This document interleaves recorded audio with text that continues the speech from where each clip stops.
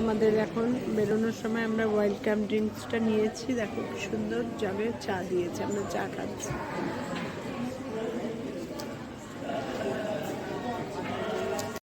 Dubai এয়ারপোর্টে rich করে গেছি, এখন বাজে 5টা।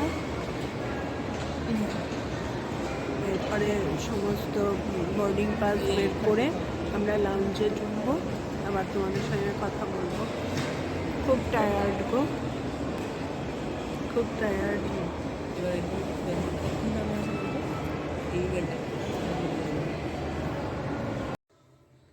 আমরা তো বাড়ি ফিরে আসলাম ভালো মতোই, কিন্তু মানে বাড়িতে আসার পথে এয়ারপোর্টে পৌঁছেই আমি আর ভিডিও করতে পারিনি গো।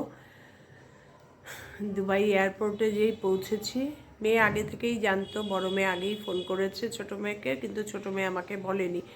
আমি তাই ভাবছি হোটেলে আমাদের ওয়েলকাম ড্রিঙ্কসে আমাদের চা দিয়েছে, আমরা চা চেয়েছি, চা দিয়েছে, ওরা আর খায়নি, ও আর খায়নি, ছোটো মেয়ে আর খায়নি, আমি আর ওর বাবাই দুজনে চা খেলাম। এত সুন্দর চাটা দিয়েছিল, আমি তাই বললাম চা নিলি কেন, তুই যখন খাবি না তাহলে তুই ড্রিঙ্কসই নিতি।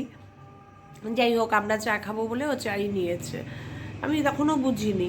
তারপরে চাটা খাওয়া হয়ে গেছে 4:30, 4:15 মধ্যে। আমরা একটু দেরিতেই বেরোবো, ও দেখি ব্যস্ত হয়ে যাচ্ছে এয়ারপোর্টে আসার জন্য, আসলে ওর মন অস্থির। তা যাই হোক, এয়ারপোর্টে আসার পর ছোটো মেয়ে আমাকে খবরটা দিল। খবরটা খুব দুঃসংবাদ গো, খুব দুঃসংবাদ। হঠাৎ করে আমার বড় মেয়ের শ্বশুর এক্সপায়ার করে গেছেন। মানে শুনে আমি নিজেকে একদম ঠিক রাখতে পারিনি গো। যাই হোক, মেয়ে এই জন্য এয়ারপোর্টে পৌঁছে বলেছে যাতে আমি মানে ব্যালেন্স ঠিক রাখতে পারি, ওখানে হয়ে গেলে আবার এয়ারপোর্টে আসতে অসুবিধা যদি হয়। যাই হোক, এয়ারপোর্টে তারপরে তো আর ভিডিও করতে পারিনি। চেন্নাইয়ে এসে রাইট টাইমে পৌঁছেছে, কিন্তু চেন্নাই থেকে আমাদের কানেক্টিভ যে ফ্লাইট ছিল, চেন্নাই আমাদের 4.5 ঘন্টা লে ওভার ছিল, সেটা 9:30 ছিল, 9:35-এ, সেটা ছেড়েছে 10:35-এ।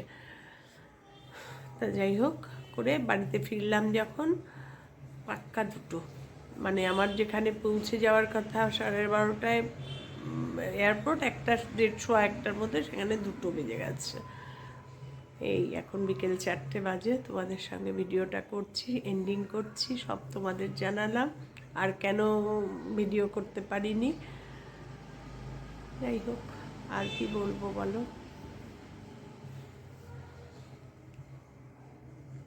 ভিডিওটা তাই শেষ করলাম তোমাদের বলে, খবর দিয়ে। ঘোরাঘুরি খুব ভালো হয়েছে, কিন্তু এন্ডিংটা এত খারাপ হবে ভাবতে পারিনি। তারপরে বড় মেয়ের সঙ্গে আর কথা বলতে পারিনি, মানে একেতে ফোনে কথা বলা যাচ্ছে না, তারপরে তো আরোই ও ব্যস্ত হয়ে গেছে ওইদিকে।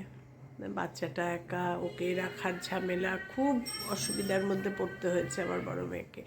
আসলে এরকম হওয়ার মতন অবস্থার জন্য তো কেউ তৈরি থাকে না, না? ঠিক আছে, টাটা। আর কথা বলতে পারছি না, আবার পরে তোমাদের সঙ্গে কথা বলবো।